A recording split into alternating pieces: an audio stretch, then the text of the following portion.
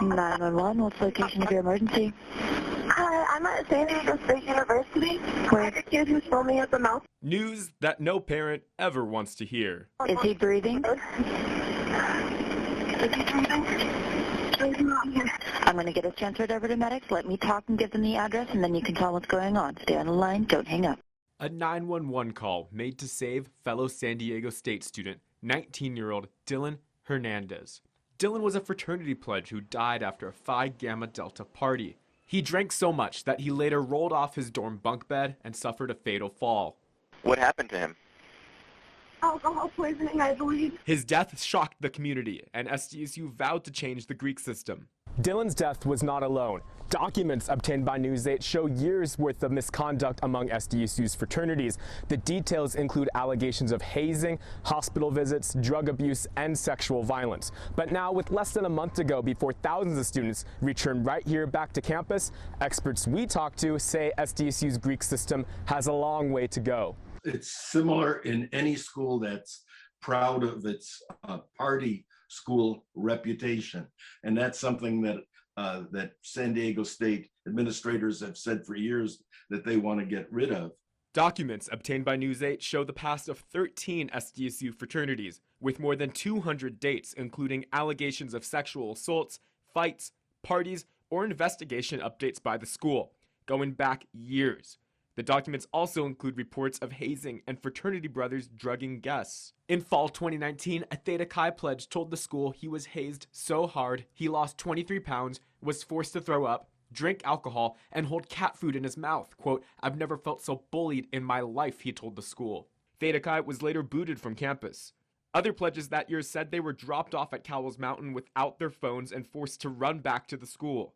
In August of 2018, guests said they were drugged at a Pi Kappa Alpha party.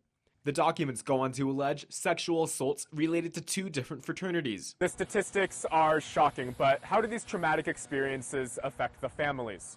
They had all this stuff, and so you think comfortably that, oh, no, that wouldn't happen to Andrew. That's the mother of Andrew Coffey, a Pi Phi pledge who died from hazing in 2017 at Florida State University. Andrew Coffey's tragedy was similar to Dylan's. They both attended the same type of fraternity event, a big little reveal night. If we had said no, that would have been the end of the conversation. He wasn't one of those, but mom, but dad. If we had said no, the conversation would have been over. Sandra and other parents of students who died from hazing have formed a strong network as the trauma can be unbearable. The loss of a child is definitely the ultimate tragedy for a parent. Dr. Diana Gonzalez is a trauma therapist who works with parents who lost children, but also students at San Diego State who were hazed. I think it's one of those touchy subjects because they're not supposed to speak about it. The way it comes up is through their symptoms that they're experiencing. Oftentimes it's anxiety and depression and a lack of self-esteem. Back at the school, University President Adela De La Torre launched 2 task forces the week after Dylan's death to address student safety, including hazing. The task forces, made primarily of administrators and staff, made 42 recommendations last year.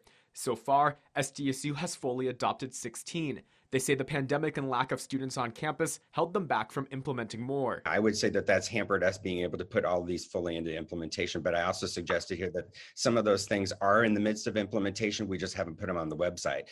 The attorney for Dylan's family issued a statement to News 8 saying in part, if students and their families had known the information that SDSU administrators kept secret, no one would have joined SDSU's recognized student organizations.